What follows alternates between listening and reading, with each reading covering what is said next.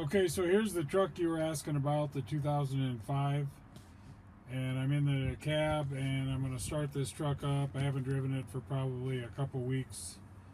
So I'll go ahead and turn the key here and start it up so you can watch the gauges. So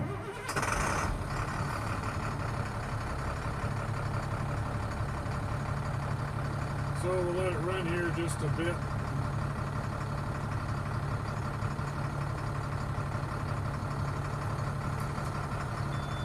Alternator went up, air pressure is coming up. Fuel pressure looks good. So I'm going to step out here and we'll just look at the engine a little bit while it's running, and then we'll go ahead and road test this for you. And then we'll videotape